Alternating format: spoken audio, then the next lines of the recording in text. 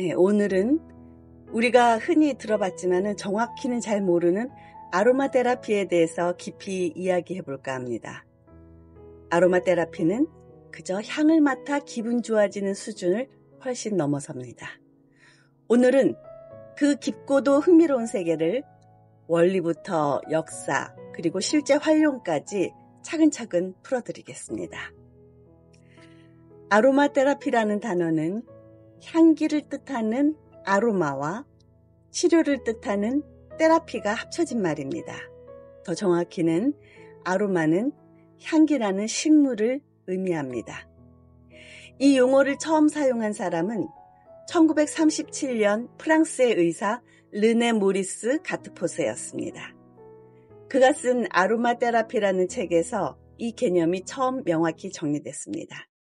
그런데 여기서 흥미로운 점이 있습니다. 향기 치료라는 직역은 간단하고 예쁘지만 오히려 오해를 부르기도 합니다. 왜냐하면 향기만 맡아서 효과를 본다고 생각하기 쉽기 때문입니다. 마치 좋은 커피 향을 맡고 잠시 기분이 좋아지는 것처럼요.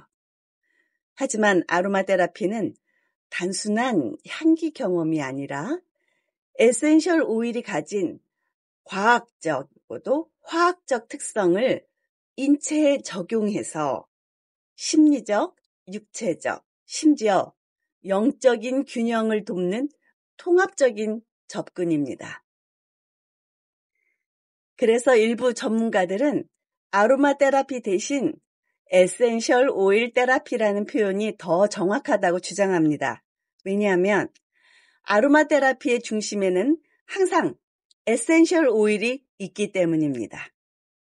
만약에 에센셜 오일이 없다면 우리가 기대하는 효과, 치료, 회복 아무것도 이루어지지 않습니다.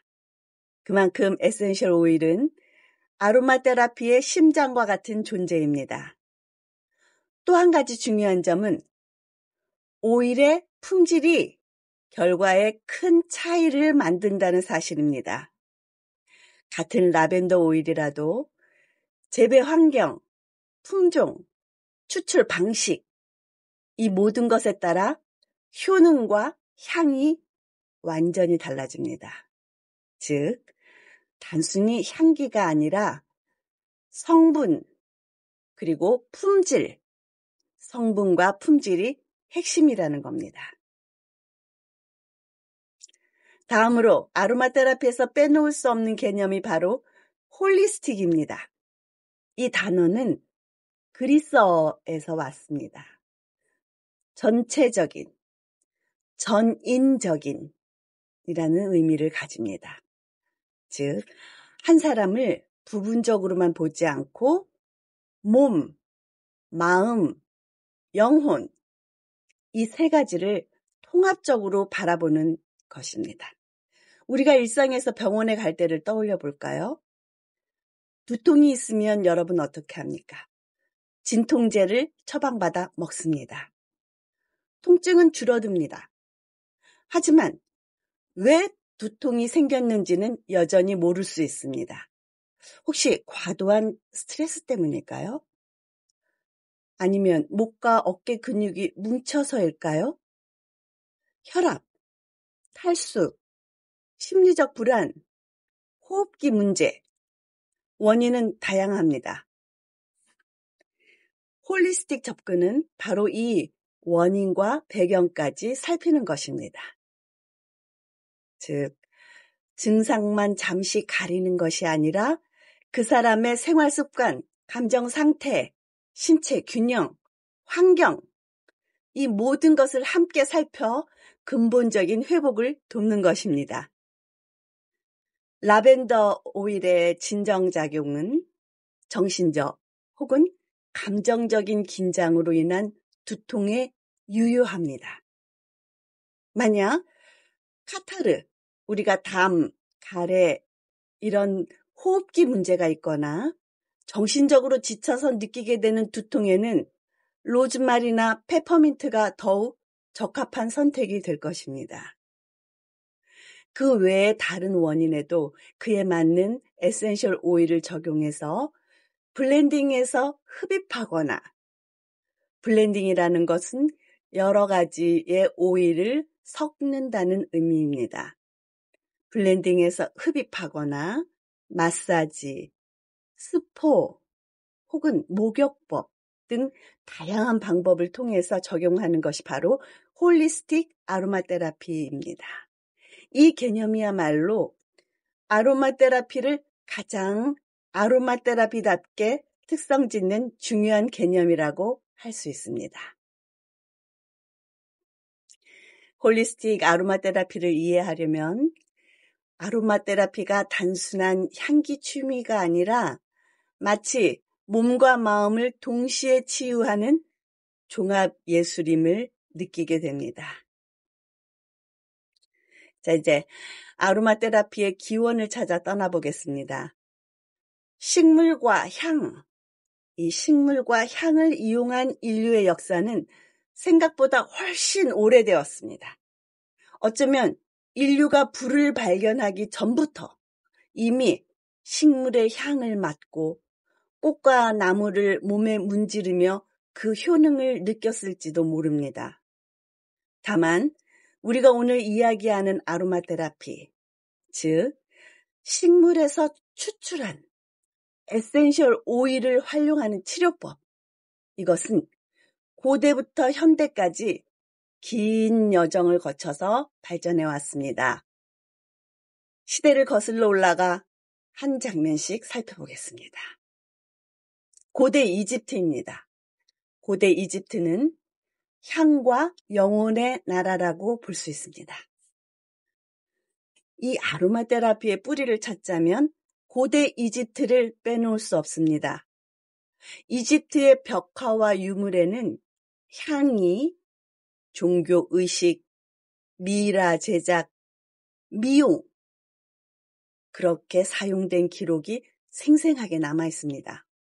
그들은 향을 단순한 냄새가 아닌 영혼과 신을 연결하는 매개로 여겼습니다. 미라 제작 과정에서 사용된 방부제에는 미르, 시나몬, 주니퍼 이런 것이 들어가 있습니다. 특히 키피라는 향수도 있습니다. 키피, KYPHI, 키피. 이 향수에는 무려 16가지 재료를 배합해서 만들었어요. 향을 맡으면 마음이 평온해지고 신과 교감할 수 있다고 믿었습니다. 흥미로운 건 이집트인들은 영혼이 몸을 떠났다가 다시 돌아온다고 믿었기 때문에 시신을 최대한 원형 그대로 보존하려 애썼다는 겁니다. 이 과정에서 향과 이 에센셜 오일은 필수 재료였습니다. 즉, 아로마는 그들에게 삶과 죽음을 잇는 달이었던 셈입니다. 고대 그리스로 가볼까요? 의학으로서의 향이 발달했습니다. 고대 그리스에 오면은 향과 오일의 사용이 훨씬 체계적이 됩니다. 히포크라테스, 우리가 의학의 아버지라고 불리는 인물이지요. 이 히포크라테스는 목욕과 아로마틱 오일이 건강에 필수적이라고 강조했습니다. 그는 단순히 허브를 처방하는 데 그치지 않고 바스, 목욕이죠. 바스와 마사지를 활용해 치료 효과를 높였습니다. 그리고 디오스코리데스라는 학자가 있습니다. AD 1세기경에 데 마테리아 메디카라는 의학서를 썼습니다. 여기에는 허브와 아로마 오일에 대한 방대한 지식이 담겨 있습니다. 무려 1000년 동안 서양 의학의 표준 참고서로 쓰였을 정도입니다. 오늘날 아로마 테라피가 다루는 내용과도 상당히 닮아 있습니다. 동양을 볼까요? 인도와 중국. 전통 의학의 뿌리라고 할 수 있습니다. 인도에는 수천 년 전부터 내려오는 아유르베다라는 전통 의학이 있습니다.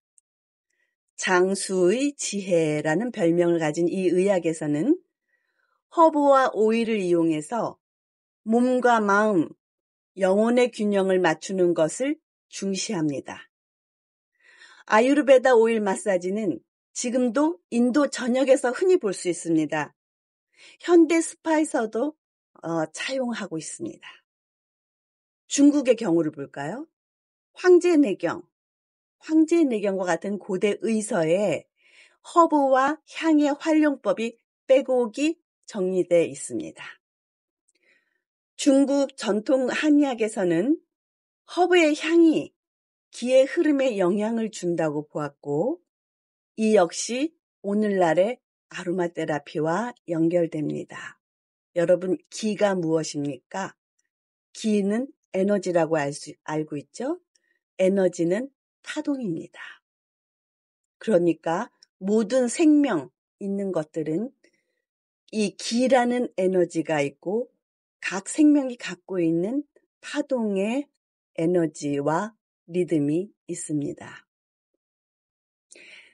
중동을 볼까요? 아비세나와 증류법을 들 수 있습니다. 어떻게 보면은 아로마 테라피 발전에 있어서 중동 지역의 역할이 결정적입니다. 바로 아비세나라고 불리우는 인물 덕분입니다.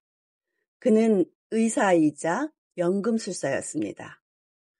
그가 증류법을 개발해서 식물에서 오일을 추출하는 방법을 획기적으로 발전시켰습니다. 놀랍습니다. 아비세나 이전에도 오일 추출이 있었지만 지금 우리가 쓰는 증류법의 형태를 만든 것은 그가 처음이었습니다. 그러니까 지금으로부터 3000년 전에 이미 아비세나가 증류법, 식물에서의 그 효능이 있는 향기 주머니, 에센셜 오일을 증류법으로 추출해낸 놀라운 의사입니다. 아비세나 이전에도 오일 추출이 있었지만은 지금 우리가 쓰는 증류법의 형태를 만든 것은 그가 처음이었습니다. 덕분에 장미, 허브, 향신료에서 순수한 오일을 얻을 수 있었고, 이 기술은 이후 유럽으로 전파되어서 아로마 테라피의 초석이 됐습니다. 중세 유럽을 살펴보겠습니다. 빛과 그림자라고 할 수 있습니다. 중세, 특히 14세기 유럽에서는 아로마틱한 물질이 한때 퇴폐적이라고 비난받아 위축되기도 했습니다. 그러나 역병이 창궐하자 상황이 달라졌습니다. 사람들은 허브를 태우거나 창문에 걸어두어서 공기정화를 시도했고, 의사들은 시나몬, 클로브 같은 허브를 환자들에게 나눠주기도 했습니다. 19세기에는 쿨페퍼라는 사람이 있습니다. 그는 허벌리스트인데요. 쿨페퍼가 라벤더, 로즈마리 등 허브의 효능을 기록으로 남겼습니다. 이 자료들은 현대에도 여전히 참고되고 있습니다. 드디어 근대입니다. 근대에는 현대 아로마 테라피가 탄생하게 된 계기가 되었습니다. 19세기 말까지 에센셜 오일은 의사와 허벌리스트들에 의해서 사용되었지만요. 의학계 주류의 관심은 점점 화학약품으로 쏠렸습니다. 그러다 20세기 초 다시 전환점이 찾아옵니다. 1910년 프랑스 화학자 가트포세가 실험 중 폭발사고로 화상을 입었습니다. 우연히 옆에 라벤더 오일이 있어서 라벤더 오일에 손을 담갔는데 놀라울 정도로 빠르게 회복된 경험을 하게 됩니다. 이 사건이 그의 인생을 바꿨습니다. 그는 아로마 테라피 연구에 매진했고 1937년 아로마 테라피라는 책을 출간합니다. 현대 아로마 테라피라는 용어와 개념이 탄생한 순간이었습니다. 그 뒤를 이어 장 발레라는 군의관은요, 전쟁 중 부상병을 치료하며 에센셜 오일의 방부 효과를 체험했고요. 이를 의학 현장에 적극적으로 도입했습니다. 또 한 명 빼놓을 수 없는 인물이 마가렛 모리 여사입니다. 그녀는 에센셜 오일을 미용과 피부 관리에 적용하는 방법을 연구했고 마사지와 오일을 결합한 홀리스틱 아로마 테라피의 키트를 마련했습니다. 네, 이처럼 아로마 테라피는 단순한 향의 역사가 아닙니다. 종교, 의학, 미용, 심리 치유에 이르기까지 인류가 자연과 맺어온 깊은 관계의 역사이기도 합니다. 자, 다음에는 그렇다면 에센셜 오일이란 무엇인지 그 특성과 역할에 대해 더 깊이 이야기하겠습니다.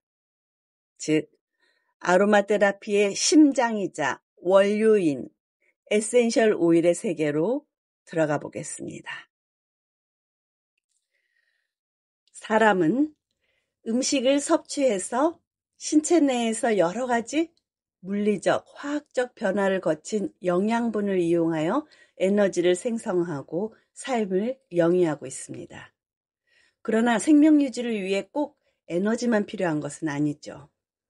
인체 활동이나 생리적인 작용을 원활하게 수행하기 위해서는 각종 호르몬이 분비되어 인체의 항상성과 종족 번식, 그리고 생명의 필수적인 역할들이 수행됩니다. 식물들도 마찬가지입니다.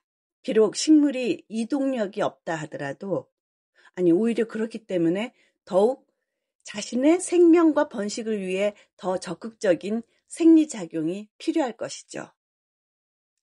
무더운 날씨에 수분을 잃지 않기 위해서, 또 과일의 숙성을 위해서, 자신에게 가해진 상처 회복을 위해서, 괴롭히는 곤충을 쫓아버리기 위해서, 그리고 종족 번식을 위해서 더 많은 벌과 나비를 불러들이기 위해서 식물들은 소리 없는 전쟁을 치르며 살아가는지도 모릅니다.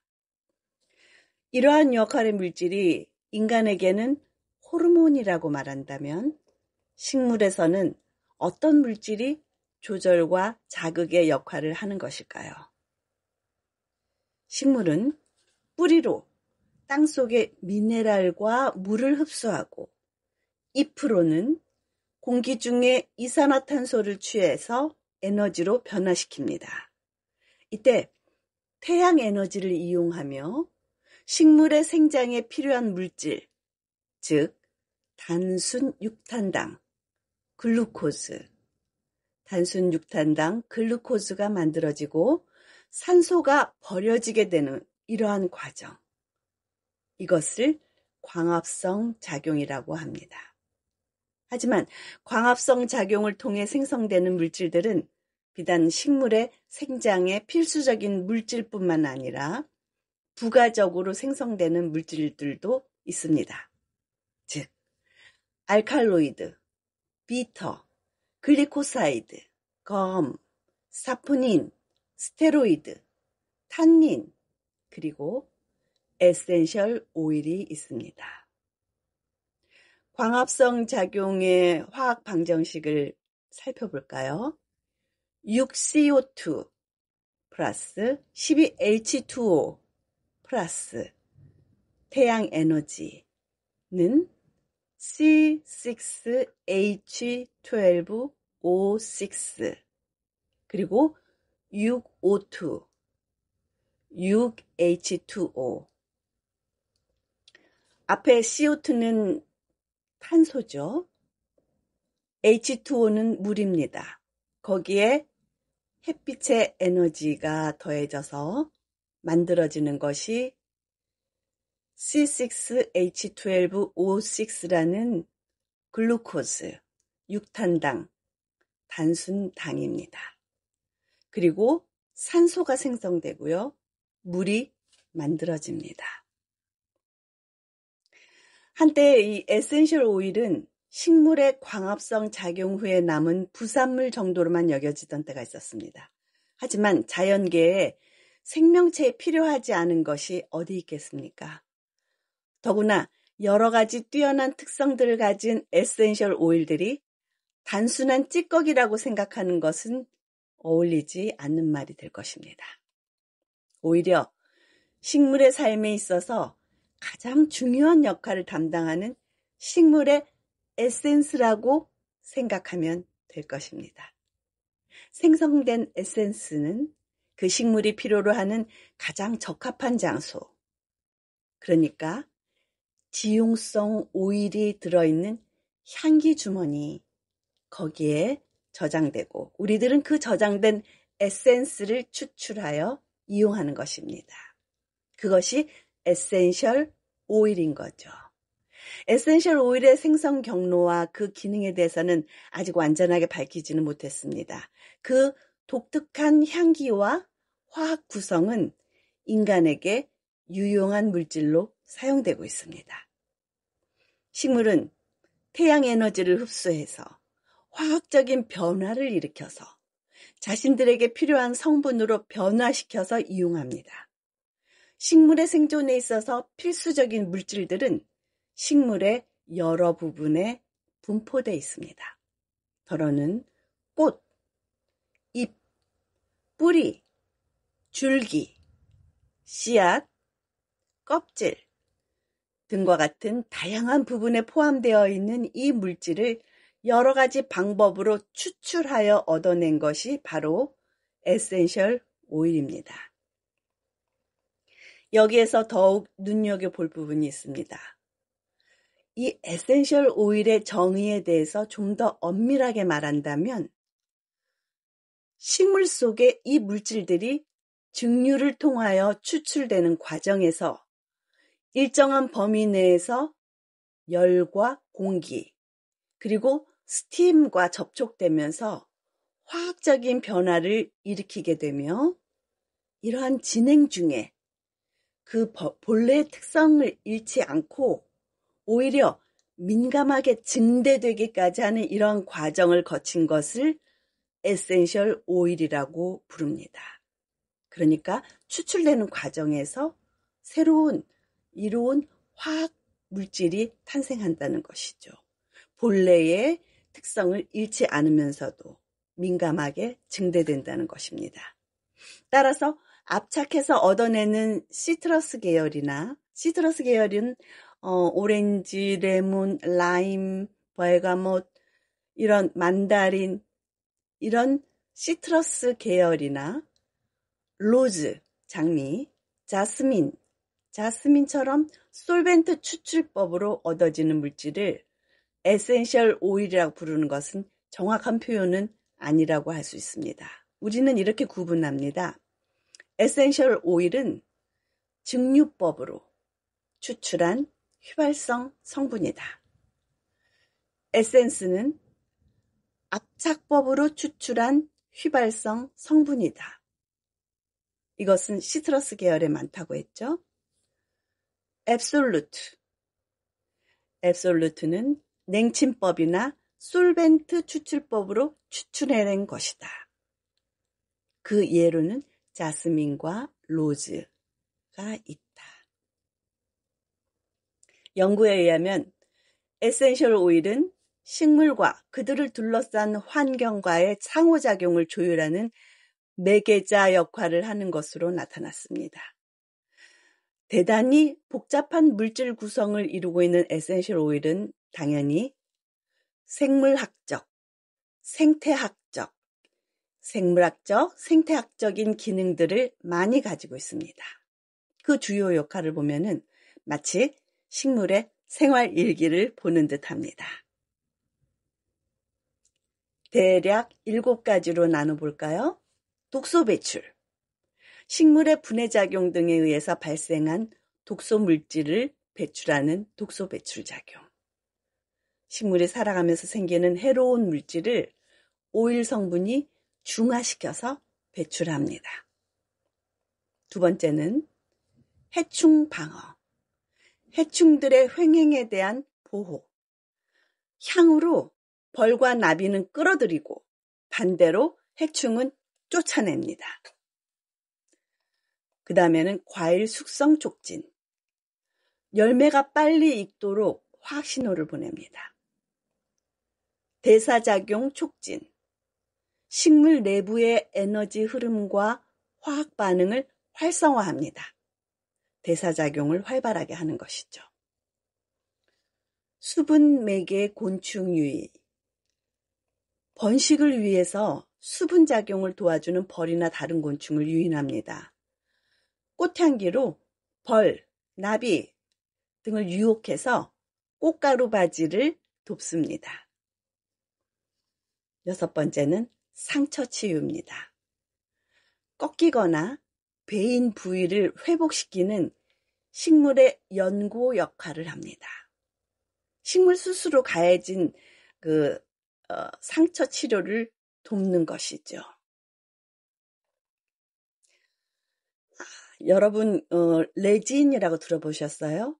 우리 소나무에 보면 송진, 또 프랑킨센스 같은 유향, 이런 것은 끈적끈적하고 나무에 상처가 나면은 나무 자체에서 이러한 레진이 나와서 상처를 치유하고 보호하죠. 그 다음에는 수분 보존이 있습니다. 뜨거운 날씨에 수분 손실을 막는 보호막을 형성합니다. 주변의 뜨거운 기후로 인한 탈수를 막죠. 얼른 생각나는 게 무엇일까요? 사막의 선인장? 네. 이번에는 에센셜 오일의 특징에 대해서 알아보겠습니다. 어떤 특정 물질의 기능이나 특성을 알기 위해서는 그 물질의 화학적 구성에 대해서 살펴봄으로써 정확한 정보를 얻을 수 있습니다. 우리 인간의 몸도 화학적인 구성으로 이루어져 있죠. 마찬가지로 에센셜 오일의 특성을 알기 위해서는 화학적인 구성에 대해서 살펴보아야겠지만 자세한 부분은 다음 장에서 자세히 다루기로 하고요. 여기서는 에센셜 오일과 식물성 오일을 비교함으로써 에센셜 오일의 특성을 살펴보고자 합니다. 에센셜 오일, 식물성 오일 다른가? 네. 휘발성 에센셜 오일이 식물성 오일과 구분되는 가장 큰 차이점이 바로 휘발성입니다. 식물성 오일은 탄소와 수소가 긴 체인으로 결합되어 있는 길이가 길고 분자량이 큰 구조를 가진 반면에 에센셜 오일은 긴 체인의 형태가 아닌 기능 그룹, 펑셔널 그룹이라고 하는데요. 기능 그룹이라고 불리는 서브 유니트를 가진 링이나 다중고리 형태를 이루고 있어서 상대적으로는 더 복잡하지만 분자량이 적은 형태의 구조를 가지고 있습니다. 따라서 에센셜 오일은 쉽게 휘발되는 특성을 지니게 되죠. 가볍기 때문에. 이로 인해 아로마 테라피, 이 향기 치료라는 명칭에 가장 부합되는 특성을 지니게 된 것입니다. 식물성 오일은 분자 구조가 크고 무겁기 때문에 휘발되지 않는 것이죠. 지용성. 에센셜 오일을 살펴보면 거의 물처럼 찰랑거리는 액체임에도 불구하고 오일이라고 불리는 이유는 무엇일까요? 그것은 바로 물보다 기름에 더 친화력이 있는 지용성의 성격을 지녔기 때문입니다. 이렇듯 에센셜 오일은 물에는 녹지 않고 기름에 잘 녹기 때문에 피부에 바르고자 할 경우에는 식물성 오일을 이용해서 희석한 후 사용해야 합니다. 알코올에도 잘 녹기 때문에 향수를 만들고자 할 때는 물에 오일을 풀어 써야 하는 경우에도 알코올을 사용하고 있습니다. 세 번째로는 화학적 구성입니다. 이 화학적 구성에 대해서는 할 말이 많은데요. 다음에도 또 덧붙여서 얘기하겠습니다. 이번에는 이 화학적 구성이, 이 에센셜 오일은 자연계의 대부분의 유기물질과 마찬가지로 CHO로만 구성되어 있는 경우가 많습니다. 따라서 전체 분자량이 작아서 피부를 통해 흡수가 될 수 있습니다. 단순하지만 대단히 복잡한 화학 구성을 이루었습니다. 털핀계, 알코올계, 에스테르계, 페놀계 등의 다양한 화학적 구성 성분을 나타내고 있습니다. 네 번째, 산화. 빛, 열, 그리고 공기에 의해 산화됩니다. 따라서 빛이 통하지 않는 색깔병에 보관하여야 하고 섭씨 30도씨가 넘지 않는 장소에 두는 것이 좋습니다. 공기와의 접촉으로도 산화가 일어나므로 큰 병보다는 작은 병에 담아서 공기와의 접촉면을 줄이는 것이 바람직합니다. 물론 공기와 닿는 순간 산화되는 것은 아닙니다. 그러니까 피부에 바르거나 할 때 걱정할 필요는 없습니다. 에센셜 오일은 화학적으로 변화를 일으키지 않는 유리병에 보관해야 되는데 간혹 플라스틱 병에 보관해가지고 오일의 색깔도 변하고 플라스틱도 상하는 것을 많이 보게 됩니다.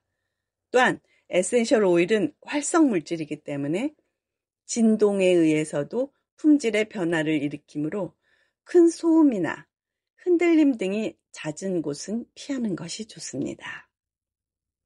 다섯 번째로 다양한 색깔과 점성을 지니고 있습니다. 추출한 허브와 그 부위, 그리고 추출법에 따라서 에센셜 오일의 색깔이 약간씩 다릅니다.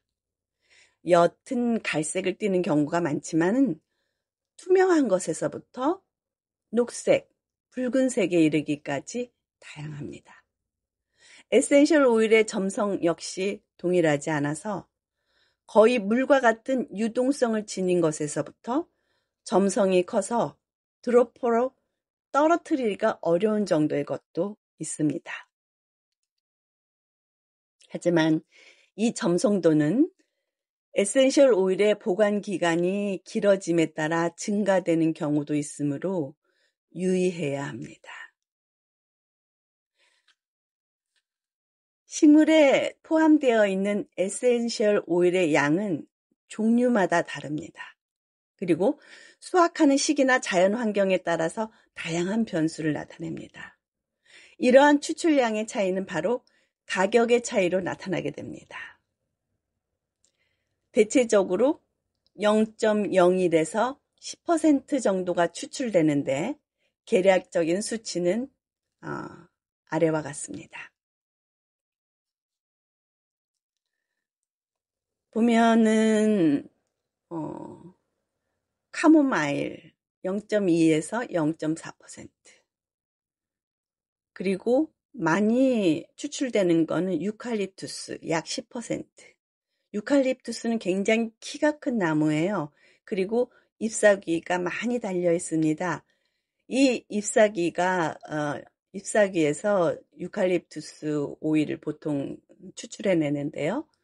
그렇기 때문에 양이 많기 때문에 약 10%가량 추출될 수 있습니다. 하지만 자스민, 네롤리, 로즈 등은 보면은 0.02%에서 0.05% 굉장히 작게 추출되죠. 그러니까 몇천 킬로를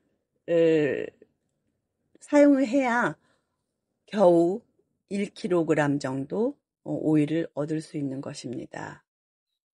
그래서 가격에 차이가 나겠죠.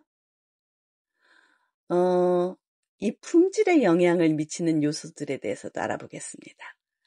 에센셜 오일의 구입 시 품질 확인이 그래서 필수적입니다. 아로마 테라피를 즐기기 위해서는 에센셜 오일을 구입하고자 할 때 가장 고심이 되는 부분은 과연 어떻게 에센셜 오일의 품질을 판별할 수 있는가 하는 것이 되겠죠. 그래서 품질 확인을 위해서 반드시 체크해야 할 사항들이 있습니다. 첫째, 식물명. 라벤더라는 이름으로 불리는 라벤더는 종류가 100여 종이 넘습니다. 이 많은 종의 라벤더를 모두 아로마 테라피에 사용하는 것이 아니라 특정 종에서 추출한 에센셜 오일을 아로마 테라피에서 사용하고 있기 때문에 먼저 에센셜 오일을 추출한 허브의 정확한 식물명을 알아두는 것이 중요합니다. 왜냐하면 같은 라벤더라 할지라도 그 종에 따라서 구성하고 있는 화학 성분의 차이가 나기 때문입니다.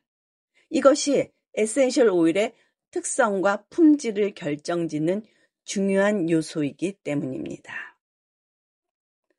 에센셜 오일의 식물명 표시는 다음과 같습니다. 일반명이 로즈마리인 에센셜 오일의 정확한 식물명은 로즈마리누스 오피시날리스입니다. 여기에서 로즈마리누스는 속명, 오피시날리스는 종명입니다.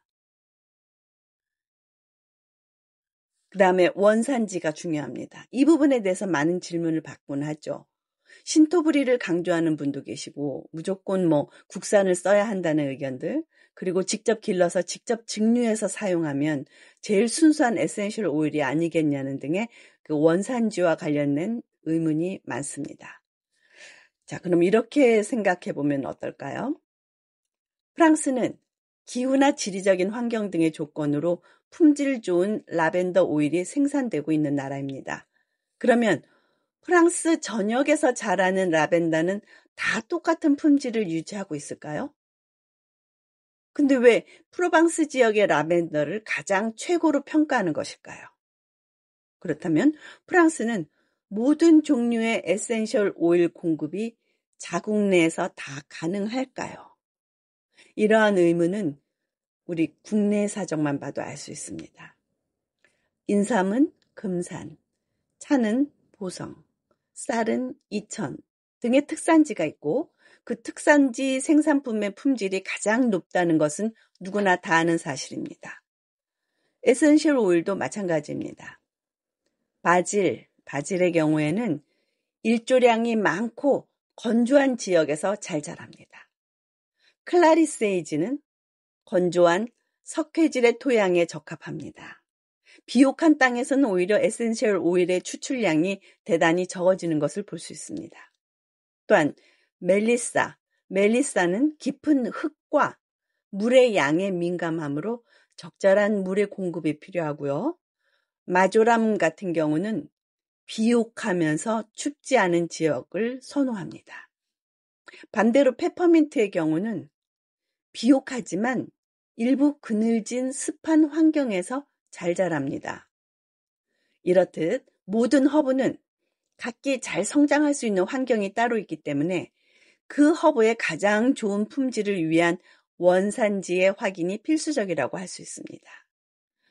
실제로 아로마 테라피에서 사용되는 에센셜 오일의 종류가 200가지가 넘지만 우리가 주로 사용하는 오일 70여 종을 예로 들어보더라도 어느 한 국가에서 수확되고 추출된 것이 아니라 전 세계에서 가장 품질 좋은 원료를 공급받아서 혹은 에센셜 오일을 공급받아서 상품화하고 있는 것입니다. 예를 들면 로즈는 불가리아, 샌달우드는 동인도, 프랑킨센스는 소말리아, 페퍼민트는 미국, 티트리는 호주, 스타 애니스는 중국 등의 경우처럼 어느 특정 국가에서 다 공급하고 있는 것은 아닙니다. 물론 유럽의 국가들에서 다양한 에센셜 오일이 생산되고 있는 것이 사실이지만 그 이유는 아로마 테라피의 발전이 유럽에서 가장 오랜 역사와 발전이 이루어졌기 때문에 그 지역의 허브들이 주 대상이 되었기 때문입니다. 따라서 우리가 해야 할 일들은 국산 애용과 신토부리도 좋지만 한국만의 독특한 그러면서도 세계적인 에센셜 오일의 상품화가 중요한 일이라고 할 수 있습니다. 만약 한국에서 아로마 테라피가 발전했다면 인삼 오일, 대추 오일, 은행잎 오일 등이 개발돼서 세계로 수출하고 있을지도 모를 일입니다. 결론적으로 아로마 테라피에 있어서 에센셜 오일의 원산지는 중요하므로 꼼꼼히 따져볼 필요가 있고 미래를 위한 자국의 에센셜 오일의 개발 역시나 모든 아로마 테라피스트들의 과제라고 생각합니다. 다음은 추출 부위를 들 수 있습니다. 에센셜 오일의 추출 부위는 반드시 짚고 넘어가야 하는 중요한 사항입니다. 에센셜 오일이 식물 전체에 고루 분포되어 있다면 이러한 개념이 무시되어도 좋지만 우리가 필요로 하는 에센셜 오일은 식물의 어느 특정 부위에 집중되어 있는 경우가 많습니다. 예를 들면 레몬은 껍질, 주니퍼 베리는 열매, 일랑일랑은 꽃 등과 같이 집중해서 추출하는 부분이 정해져 있는 것이죠. 똑같이 라벤더를 수확한 증류업자가 라벤더 전체를 넣어서 생산해낸 에센셜 오일과 꽃봉우리만 이용해서 추출한 에센셜 오일, 이 두 가지를 100% 퓨어 에센셜 오일이라고 판매한다고 해도 이것은 잘못된 말은 아닙니다. 단지 추출 부위가 다르고 그에 따른 에센셜 오일의 생산량이 다르기 때문에 에센셜 오일의 특성과 가격의 차이가 현격해지는 것뿐입니다. 그렇다면 우리가 어떤 에센셜 오일을 사용할까요? 우리가 라벤더를 사용하는 이유는 그 속에 함유된 그 진정작용이 되는 리나룰 성분, 그것이 한 40% 들어있고요. 리나릴 아세테이트가 약 한 50% 들어있습니다. 그러한 특성 때문입니다. 이것은 라벤더 전체에 분포된 것이 아니므로 비록 가격적인 면에서 다소 비싸더라도 두말할 나위 없이 꽃봉우리에서 추출한 그 후자의 에센셜 오일을 선택해야만 원하는 결과를 얻을 수 있는 것입니다. 그리고 추출법도 중요합니다. 아로마 테라피에서 사용되고 있는 에센셜 오일의 추출법은 크게 세 가지로 구분될 수 있습니다. 증류법과 냉화법, 그리고 솔벤트 추출법입니다. 물론 이 외에도 다양한 방법이 있지만 이 부분은 다음에 그 추출법의 설명에서 살피기로 하고 우선 계략적인 추출법에 따른 품질의 차이에 대해서 알아보겠습니다. 왜 추출법이 에센셜 오일의 품질과 연관이 있느냐 하는 것은 추출법에 따라서 에센셜 오일의 구성 성분이 그리고 그 특성들의 변화가 있기 때문입니다. 가장 뚜렷한 하나의 예를 로즈에서 찾아보겠습니다. 로즈는 증류법과 솔벤트 추출법 두 가지로 추출되고 있습니다. 우리가 증류법으로 추출된 것은 로즈 오또, 여러분 OTTO, 오또라는 거 들어보셨죠? 그 로즈 오또는 증류법으로 추출된 것입니다. 솔벤트법으로 추출된 것은 우리가 로즈 앱솔루트라는 이름으로 불리는데 이 두 오일은 불리는 명칭도 다르지만 향기, 빛깔, 특성, 그리고 가격에서도 큰 차이를 나타냅니다. 로즈 오일이 아로마 테라피에서 사용하는 에센셜 오일 중에서 고가의 오일이기 때문에 많은 사람들이 구입하기를 주저하는 경향이 있지만 그 가치는 충분히 발휘될 것이기 때문입니다. 개인적으로 적극 추천하고 싶은 오일 중에 하나인데요. 그러나 시중에는 로즈 오일이란 이름으로 희석된 제품이라든지 합성향이라든지 인공 합성향 말하는 겁니다. 이런 기타에 순수하지 못하고 품질이 떨어지는 로즈가 많이 유통되고 있으니 유의해야 합니다. 합성 방향제와 에센셜 오일은 완전히 다른 것입니다. 우리가 여러 섬유제나 또 화장품에서 이건 장미 냄새야, 로즈 냄새야 하고 알고 있는 것은 페닐 에틸 알코올이라는 단일 성분의 인공 합성 오일입니다. 그러니까 이러한 인공 합성 방향제로는 우리가 인체의 그 어떤 홀리스틱 에센셜 오일 테라피에 사용할 수 없는 것이겠죠. 또 다른 하나의 예는 점원 카모마일을 들 수 있습니다. 점원 카모마일은 주로 항염증의 효과로 뛰어납니다. 아토피나 습진에 잘 활용되었고 있는 에센셜 오일이죠. 증류법으로 추출한 점원 카모마일에는 카마줄렌이라는 성분이 생기게 되는데, 이 성분으로 인해서 점원 카모마일의 그 진청색, 그런 빛깔이 생기고 특유의 향이 생기게 됩니다. 이 카마줄렌 성분이 항염증의 효과를 나타낸다고 여겨졌지만, 최근 연구 결과에 따르면은 카마줄렌보다 비사보롤이라는 성분이 훨씬 더 항염증에 뛰어난 작용을 보인다고 밝혀져 있습니다. 이 비사보롤이라는 성분은 증류법보다는 CO2 추출법에 의해서 더 많이 함유되기 때문에 CO2 추출법의 점원 카모마일 역시 생산되고 있습니다. 물론 이 CO2 추출법의 카모마일은 점원 카모마일의 특유의 향이나 색을 나타내지 않습니다. 일반 증류법의 점원 카모마일보다 더 고가로 판매되고 있습니다. 향 그리고 가격에 대해서 이번에 알아볼까요? 우선 에센셜 오일의 품질은 향이나 가격으로 판별하는 것이 아니라는 사실은 말하고 싶습니다. 에센셜 오일은 허브에서 추출한 물질이기 때문에 그 허브가 재배된 여러 가지 환경에 의해 품질이 좌우되면은 같은 허브라고 하더라도 언제나 같은 품질을 유지하는 것은 대단히 어렵기 때문입니다. 쉽게 설명하자면 벼농사가 언제나 풍년이거나 흉년이 아니듯이 허브 역시 수확량이 많고 품질 좋은 오일의 생산이 가능한 해도 있고 여의치 않은 해가 있기 마련이란 뜻입니다. 또한 가격을 기준 삼는 것도 문제가 많은 것은 사실입니다. 많은 소비자들은 에센셜 오일 구입 시 가장 경제적인 가격으로 구입하고자 해서 인터넷에 여러 사이트를 검색하며 그 가격 비교를 하기 마련인데, 에센셜 오일만큼은 저렴한 가격의 것을 구입하는 것을 피하라고 권하고 싶습니다. 여러분이 오일 생산업자라고 할 때 어느 정도 정해진 수확량으로 증류해낸 오일을 적당한 가격으로 판매하고자 하는 것은 인지상정 아니겠습니까? 반대로 낮은 품질의 오일을 그럴싸하게 다른 오일과 비슷한 가격대를 유지하게 만들 수도 있기 때문에 에센셜 오일의 가격 역시 비교 기준으로 삼을 수 없어서 소비자들은 더욱 판단에 어려움을 느끼게 됩니다.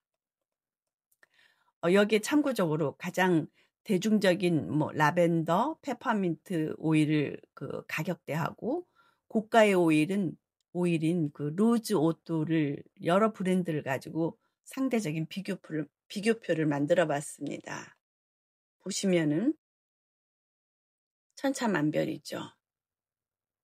어떤 것은 라벤더의 가격은 비싼데 로즈 오토의 가격은 쌉니다. 또 반대의 경우도 있습니다. 이러한 여러 가지를 쭉 볼 때 일반 소비자가 어떻게 알아볼 수 있을까요?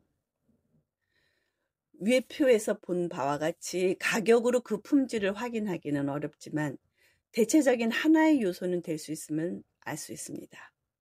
외국의 경우에는 에센셜 오일의 품질과 관련된 기준이나 그 관리에 대한 지침이 있기 때문에 판단에 도움을 주는 경우가 많지만은, 한국과 중국 등에는 아직 그런 기준이 마련되어 있지 않기 때문에 오일의 품질 기준은 수입국의 기준에 따라 살펴보는 것이 중요합니다.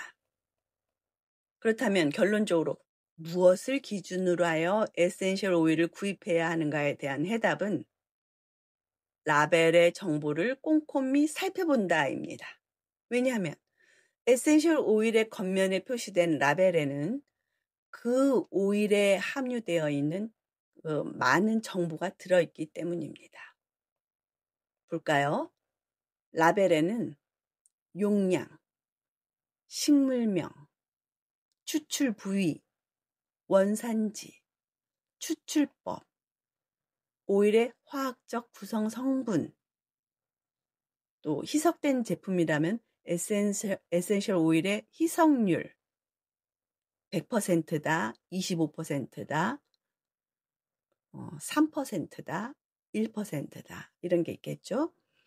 유통기한, 출처를 확인할 수 있는 배치 넘버, 막 넘버라고 하죠. 그리고 그 다음과 같은 그 주의사항도 표시되어 있어야 되는데요. 어린이의 손이 닿지 않는 곳에 보관하시오. 희석되지 않은 오일은 피부 자극을 유발할 수 있습니다. 외용으로만 사용하시오. 이러한 것이 붙어 있습니다.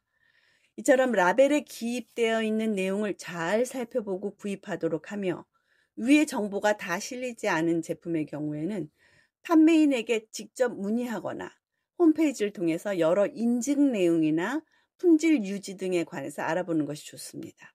하지만 이런 것들이 다 어렵고 판단하기에 확신이 없다면 믿을 만한 전문 아로마 테라피스트나 전문점에 가서 조언을 구하는 것이 가장 쉽고 이것은 지속적인 오일의 정보를 얻을 수 있는 방법이기도 합니다. 다행스러운 것은 최근에는 에센셜 오일에 대한 인식의 폭이 깊어지면서 품질에 대해 관심을 가지는 사람이 늘어났고 또 좋은 오일의 구입도 비교적 수월해졌기 때문에 더 선택의 폭이 커지고 있습니다. 또한 간혹 에센셜 오일을 구입하다 보면은 포이즌이 독이죠. 이라고 표시되어 있는 것을 보고 놀라는 경우가 있기도 한데요. 이 포이즌이라는 것은 그 에센셜 오일에 포함된 성분의 하나 또는 일부가 인체에 독으로 작용할 수 있다는 표시를 나타낸 것이며 이것은 사용량을 주의하라. 그러니까 사용량을 주의하라는 것이지 이 제품이 독으로 작용한다는 뜻은 아닙니다. 그러니까 많이 사용한다고 더 효과가 좋고 그런 것이 아니죠. 사용량이 많으면 잘못하면은 트러블이 일어날 수 있습니다. 예를 들면 우리가 호흡기 질환에 사용하는 유칼립투스 오일의 경우는 큰 용량의 제품, 한 1리터, 500g 이렇게 들어있는 그런 병에는 포이즌이라고 명기되어 있는 경우가 있습니다. 에센셜 오일의 일부 성분이 비록 포이즌으로 구분되는 것이 있다고 해서 에센셜 오일의 사용에 있어서 우려할 것은 없습니다. 그 이유는 하나의 허브를 이루고 있는 그 수많은 성분들이 서로 간의 상호작용으로 인해서 개별적으로 보았을 때는 독성이 있다 할지라도 전체적으로 보면 하나의 자연의 조화로움으로 받아들여지기 때문입니다. 따라서 에센셜 오일에 대한 여러 가지 안정성에 대한 논의는 이것이 에센셜 오일이 도구로서 규정되는 것을 필요로 한다는 것이 아니라 더욱 안전하고 효과적인 사용을 위해서 전문 아로마 테라피스트라면 누구나 염두에 두는 것이 바람직하기 때문입니다. 전문적인 아로마 테라피의 교육을 받지 않는 사람의 경우에는 먼저 전문가와 상담 후에 올바른 사용법을 배우고 나면 더욱 아로마 테라피를 쉽고 효율적으로 즐길 수 있게 될 것입니다. 그 외에는 라벨에는 표기되지 않지만 에센셜 오일의 품질에 영향을 미치는 또 다른 요소들 중에 수확 시간에 대해서 알아보겠습니다. 일반적으로 꽃에서 추출되는 오일은 꽃이 충분히 개화했을 때고 잎의 경우엔 충분히 잎이 성장한 늦여름 정도에 수확하는 것이 가장 좋다고 합니다. 하지만 이것은 각 허브의 종류마다 다릅니다. 세이지의 경우에는 비록 잎을 증류하기는 하지만 꽃이 개화한 다음에 잎을 증류하면 해로운 성분 중에 하나인 알파티오존이라는 그 개화 전보다 더 많이 이 에센셜 오일에 존재하게 되므로 개화 전에 증류 사용해야 되고요. 페퍼민트도 꽃이 피기 전에 사용해야 되고요. 자스민과 로즈의 경우에는 새벽에 수확해야 가장 품질 좋은 에센셜 오일을 추출할 수 있습니다. 일률적으로 그런 기준으로는 적용할 수 없는 일이죠. 마지막으로 에센셜 오일의 품질에 있어서 고려할 사항들은 원료인 허브가 잡종인지 이화수종인지를 살펴보는 것입니다. 우리가 잡종은 하이브리드시에이션이라고 하고요. 이화수종이라는 건 크로스 페르틸리제이션이라고 합니다. 특히 많은 허브가 속해 있는 라비에타계에는 이러한 잡종이 많이 존재합니다. 타임이라고 알려주죠. 타임의 경우에는 약 300여 가지의 변종이 있다고 합니다. 식물명의 확인의 중요성이 다시 한번 강조되는 부분이죠. 이러한 변종에는 케모타입도 속하는데 이것은 다음에 자세히 살펴보기로 하겠습니다. 그리고 에센셜 오일의 품질을 저하시키는 요인들이 있습니다. 그것은 빛, 공기, 열입니다. 이게 보관상의 부주의로 인한 품질 저하죠. 공기와 접촉하면 산화를 일으키는데 특히 모노터핀 성분이 많은 시트러스 계열의 리모넨 이런 계열의 있고요. 파인 오일들의 경우를 들 수 있습니다. 산화된 오일은 오일 특유의 성격을 잃을 뿐만 아니라 해를 줄 수도 있습니다. 파인 오일이 산화되면 피부 자극을 일으키는 것을 그 예로 들 수 있습니다. 그리고 리모넨 성분은 물과 접촉하면서 산화를 일으키기 때문에 시트러스 계열의 오일로 바스를 즐기고 그러려고 할 때는 반드시 분산제를 사용하는 것이 현명합니다.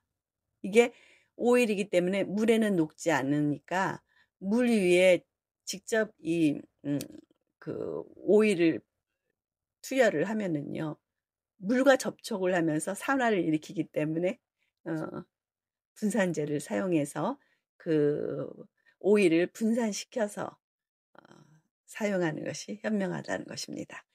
그러므로 공기와의 접촉을 최대한 줄이려면 너무 큰 병에 담아서 공기와의 접촉면이 넓어지게 하지 말고 작은 병으로 옮겨 담는 것이 좋습니다. 이것과 관련된 흥미로운 최근의 실험이 있습니다. 레몬 오일의 성분이 공기와 온도에 따라 어떻게 변화되어 있는가에 대한 실험이었는데요. 다음과 같은 4가지 상황으로 비교 분석되었습니다. 그러니까 A는 레몬 오일을 25도씨에 인큐베이터에 보관하면서 매일 3분간 뚜껑을 열어둔다. B는 25도씨에 인큐베이터에 보관하면서 한 달에 한 번씩 3분간 뚜껑을 열어둔다.